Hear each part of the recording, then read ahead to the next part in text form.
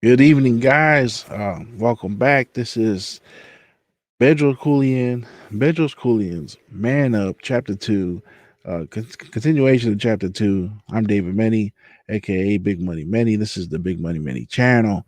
And we are excited to just have you back as we continue the reading of this book.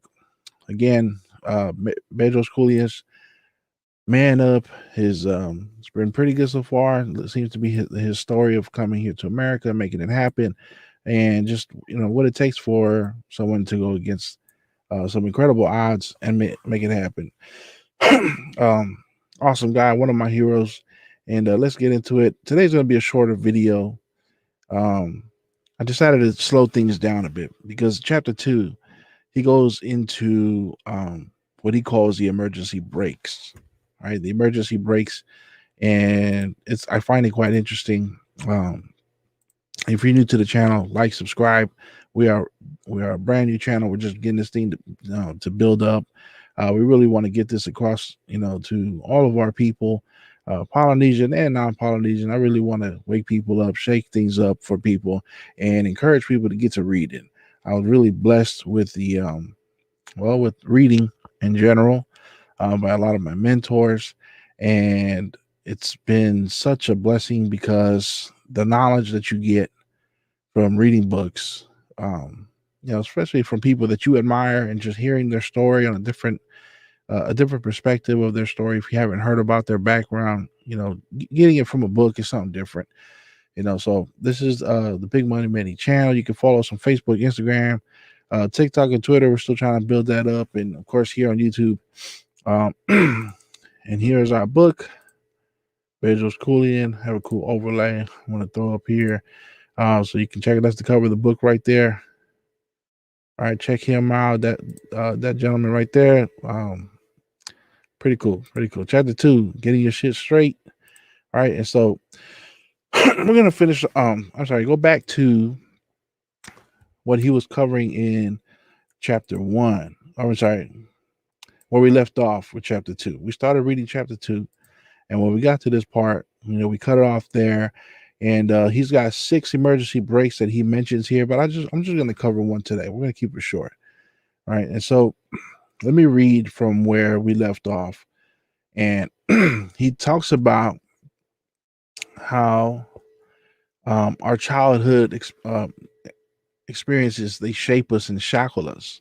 Right. It says you might know the feeling. There are other pains from the past that can keep us keep us in a mental prison, and you might have been on the receiving end of a cruel comment from a school teacher, family member, or other kids. And maybe you got a regular, or maybe you got regular beatings from your dad. You know, I got one of the, that was my life. Or maybe you were sexually abused. That was me too. Not by my parents, but strangers, or had addicts for parent. I'm transparent here on this channel. If you haven't figured that part out, um, all these things had led to trauma, and that, and when that is not processed or dealt with, it can limit your personal and professional success, happiness, or growth. Right. So amen to that. If we don't handle those traumas, those events, traumatic events, it really does affect you as you become an adult. All right. In the same way, a sports car can be neutered in performance when it's driven with the emergency brakes on or even slightly engaged. And it says, because of my trauma, I found a million reasons in my life to fail at things, sabotage my success, and reduce the impact I was making by looking back, and I failed at things on purpose. Procrastination was one of my bad habits. 10 years ago, I was released. 10 years ago, before I released the emergency brakes, I'd have a good idea that I set aside for the future, and then never got around to it. All these things were stories and narratives that I sold on myself, and I had to shed them to reduce the mental friction in my life. It's no different than when you lower the e brake on your car, and all of a sudden it performs the way it was designed to perform. That's awesome. All right. And let's see. That's a great way to put it. I'm loving his illustration here to help us understand how to release those emergency brakes. You're clearing out the clutter in your mind, and you can make so you can make room for beliefs, habits, and addictions that will help you and not hold you back. You're going to do that at long last by releasing the emergency brakes that you have been holding to hold you back in your life. Awesome. All right, so it says here all of these stories were narratives that I have sold myself on, and I had to shed them to reduce the mental friction. That's so huge. All right. So today, this is where we're going to start. We're going to start with the emergency brake number one, which is a major one just by the title of the emergency brake alone. All right. And we got to learn how to shed these things so that we can move forward in our life. And the first one he covers here is number one, fear. And that's a big one. All right. Fear is it's a big part of our life if we haven't realized it so far. But emergency brake number one that we got to shed is fear. I have witnessed fear and self limiting beliefs that have stunted the success of more of my coaching clients than any other factor. That's huge. It's the biggest self limiting beliefs and uh, stunt of success is from fear. Just as I've experienced the grip of fear in my own life. In 2005, I applied to speak at the National Strength and Conditioning Association conference and the Idea Fitness conference. I wanted to speak not about my not about personal training, but about the business of personal training. There are lots of people who can get you fit, but I knew how to take that whole operation and turn it into a profitable business. That's awesome. I was politely rejected from both, and it made me so mad to get rejected. So I decided to create my own, my own event. I love that part. He got rejected from me to speak at an event, two events, and he got so mad that he went and started his own event. Now that right there, that's pretty ballsy. All right, I like that. Um, there are lots of people who can get you fit, but I knew how to turn it into the whole operation into a profitable business. It was let's see, I built my own event, the Fitness Business Summit. My wife and I built it together. I basically assumed that there were a lot of people out there who are like me and who had the personal training part down, but needed improvement in client management, marketing, and business management. It was a good idea until we saw the sticker price for hosting an event like that. It was enormous. And in my office, we put on events like that. And it costs money. It costs money to have a ballroom or any kind of space. You're very fortunate if you can find something that's very affordable. Our personal circumstances did not help matters. Diana was pregnant with our second child. We had just moved into our new home. We didn't have the resources we have now, but we decided to go for it. Come February, we had a conference. That's awesome. With fewer than half the attendees we expected, and less than half of what we expected to charge. It wasn't in a I wasn't an authority in the industry yet, so that made sense. And I think it's important to acknowledge where you are in the industry before you start to make, you know, unrealistic goals and expectations. But at that time, it made me freak out. It said, add to that my biggest fear of all, public speaking. Now, see, this I did not expect. I did not expect Bedros Keuilian to have the fear of public speaking, because he does it all the time. He's a public speaker. You know, he speaks at events. He gets paid to speak at events. And he does very well at it. He has a podcast, for goodness sake. He has a podcast where he's interviewing other people, where he's teaching things, where he's selling his product, where he's selling his service, his franchise, and he does quite well. I again, these are the origin stories. So hearing that he had the fear of public speaking, to see where he is today, I mean, that's just amazing. I hated it. It terrifies me. Every night for 2 months before the conference, I took NyQuil to go to sleep because I had crippling fears about speaking at the conference. I feared for my reputation. Now, this part is important. I feared for my reputation. I worried about. I worried people would laugh at me. that they would hate the event, that the fitness industry would shun me, and that I would be broke. I was awash in fear. But guess what? The event wasn't the success of my wildest dreams, but they didn't banish me from the industry because of it either. We barely made it work financially, but we did it. The fears I had were utterly out of proportion to the possible negatives. All right, I'm going to repeat that because that's important. The fears I had were utterly out of proportion to the positive negatives. See, that's all fear is. People are afraid of what could possibly happen, but they don't really base their they can't really justify their fear because there's nothing there. There's no evidence. It's a possible outcome. It's a possible negative, and a lot of people will keep themselves from moving forward or for taking action on something out of fear, which one I'm gonna cover afterwards. And this is huge as well. What I've learned over a lifetime of similar experiences is that fear and insecurity guarantee failure. Damn, that's huge. We've learned, you got to write that down. Wow, what I've learned over a lifetime of similar experiences is that is fear and insecurity guarantee failure. That's huge. Again, another one I had to highlight was bomb after bomb here. If you're looking left, as you're driving your car. If you're looking left as you're driving your car, you'll pull the steering wheel left, even if you don't mean to. Man, if you're looking left as you're driving your car, you'll pull the steering wheel left, even if you don't mean to. I gotta put that up on Twitter or on my Instagram, because that's so huge. Our coach teaches us don't look left or right. You gotta just focus on yourself, focus on your business. Same goes for fear and insecurity. If you are fearful, you'll give in to those fears. That's why FDR's line ratings are true now, as it did when he said it at the height of his at the height of the Great Depression. The only thing we have to fear is fear itself. He says, we should we should be afraid of fear because it will hold us back. It might it might be that you're afraid of criticism, afraid of what other people might have to say, afraid of your family, that they might think and they'll judge you, afraid of failure, or even afraid of success.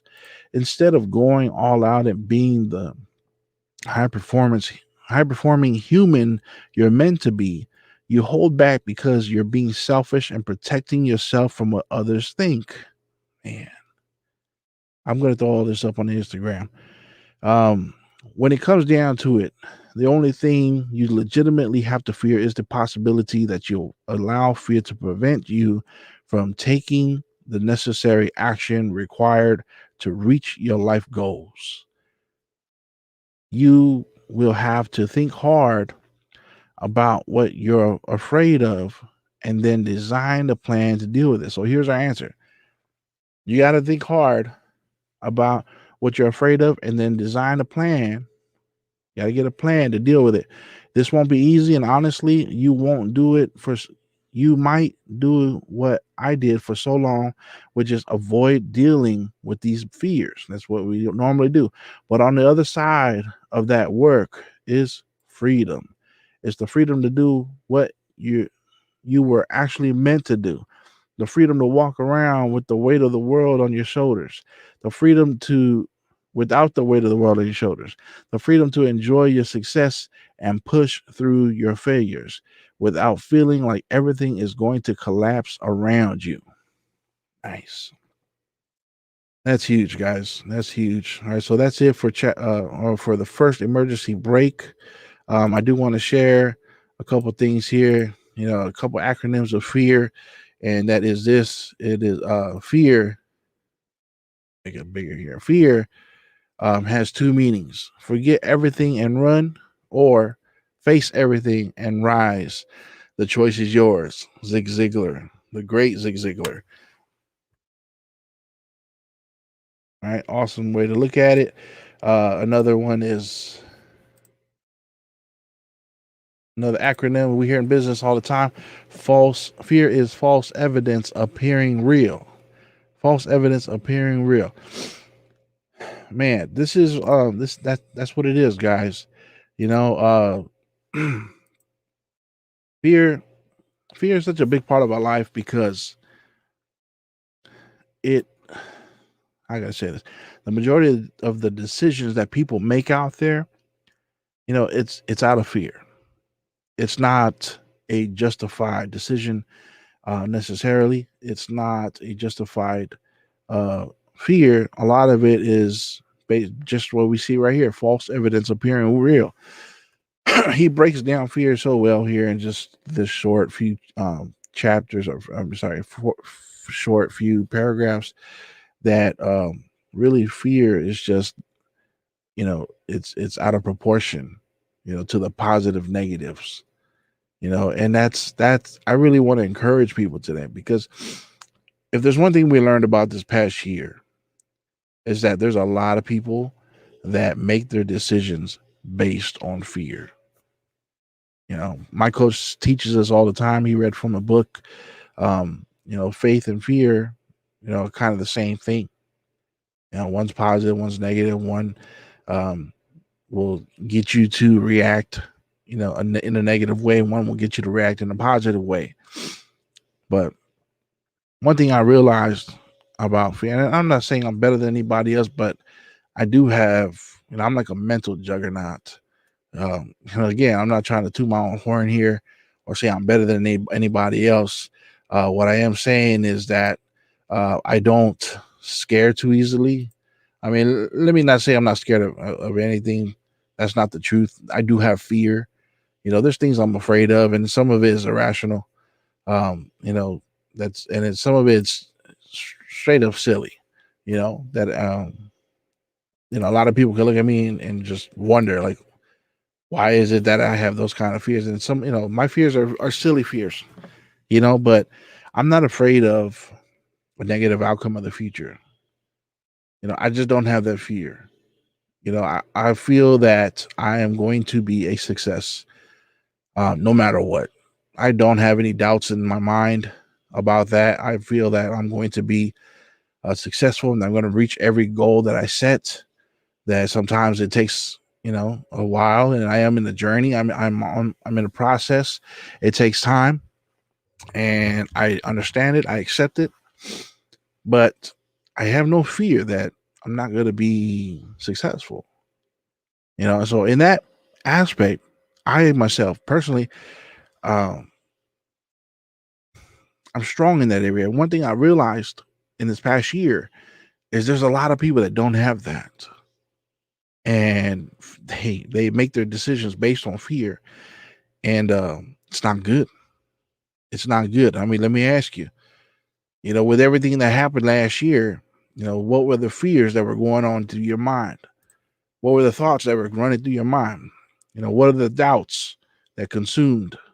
If any, I pray and I hope that you had no fears, that you weren't sitting there worried about what's going to happen. I mean, yeah, there were some times where it was frustrating, where it was so hard to go to the store and get toilet paper. We've experienced that here, and I was like, what happens when we run out? What happens when we run out?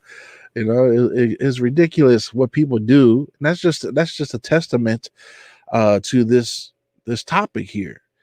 There's so many people that react out of fear, uh, and it's just ridiculous.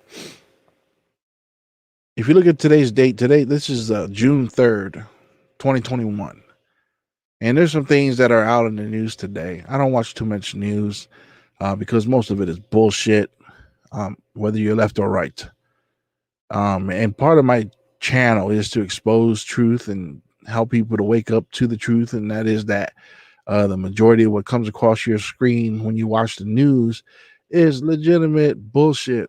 But uh, that's neither here or there.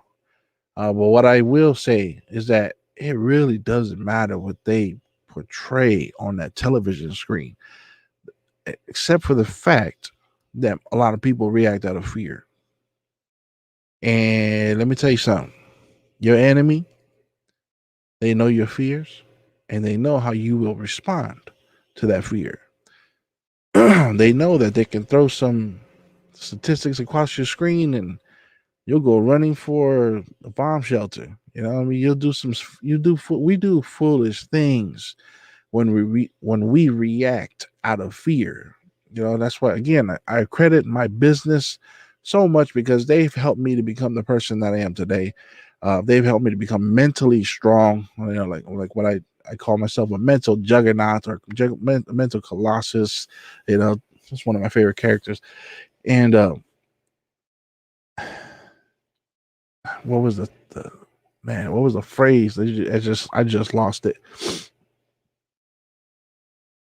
But what I wanted to say and encourage you with is that you need to check your fear, understand where you are, so that you don't make irrational expectations, like how he talked about his business uh, event that he threw wasn't a crazy success that he always dreamed about, but you know, he understood where he was at in the industry to where he didn't get so frustrated over it that he would you know, just sit there and be angry. He knew where he was at in the industry. I want to challenge you today to start to understand your fear, the things that you are afraid of, and you know, come to an understanding of what it is and why you have that fear. When you do have a fear, it's normally based on childhood events, traumatization, you know, traumatic events that we've experienced as little ones. You're not born with fear. The Bible says that, you know, we are not born with the spirit of fear. So any fear that you have, you've learned, you've acquired, and it's through your childhood events, you know, or maybe even events as an adult. Who knows? I know the fears that I have are silly. Um, one is I could say is legitimate, you know, being claustrophobic. But I have a fear of anything that's got more than four legs. Anything's got more than four legs, I'm convinced it's of the devil. There's a little joke I tell them about my fear.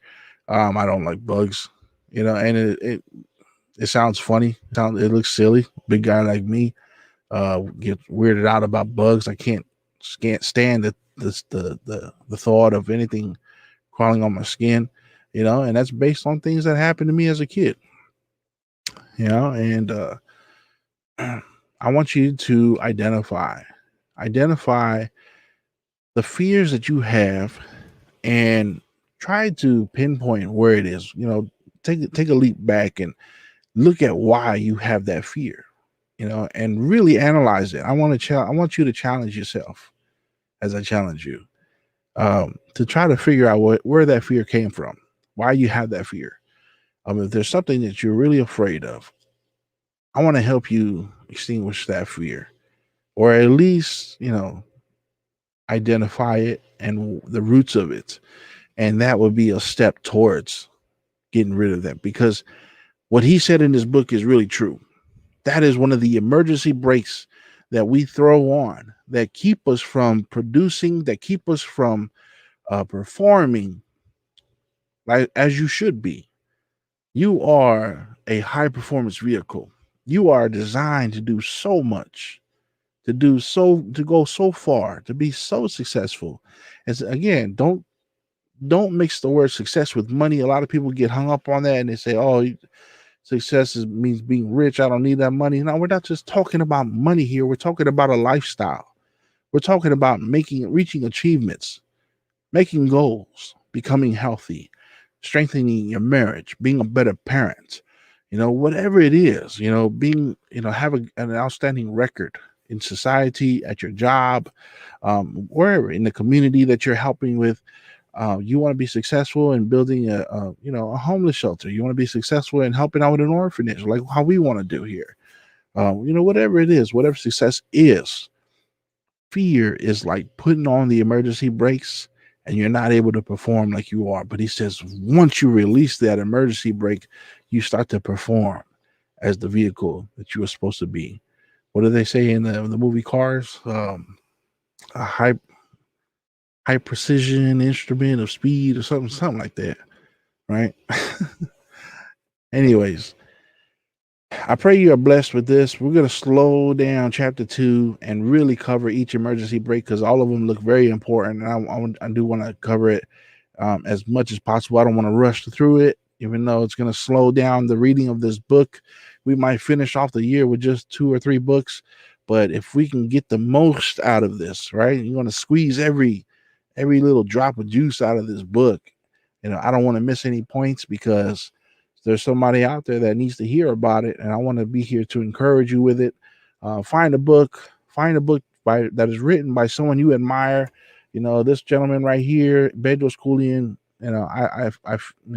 I respect him, and I'm just grateful that I have a copy of this book to read. Not that I'm not a man or anything, but that sometimes we got to be reminded that we got to step up our game. And women, this applies to you too. He covers this in the introduction of this book. This is not just to the men, even though it's titled Man Up. This is to everybody to fulfill, to play their role, right? And to step up their game. I pray that we help you to release the brakes of fear. And if there's anything, fear is irrational, is not supposed to be part of your life. Let's get rid of it, guys. Make a decision today that we are going to end fear, and I'll pray with you. I'll pray for you. Send me comments, send me messages, DMs, hit me up. Let me know if there's anything you need help with, and I'll pray for everybody that comes across this video, that hears this message, and we'll get rid of that fear for you, right? In the name of Jesus. All right. So thank you all for being here. Like, share, subscribe. Let people know that there's a cool book club going on right here with the Big Money Many channel. And we want to get America reading again. We want to get some more people reading again. Again, I want to ask you, when's the last time you read a book? All right. Was it college? Was it high school? Was it Sunday school? And you just follow along with the preacher? When's the last time you read a book? Right? Let's feed your mind. You feed your body. Time to feed your mind. All right, guys. I'm out. God bless you. Have a good night. We'll share again tomorrow morning.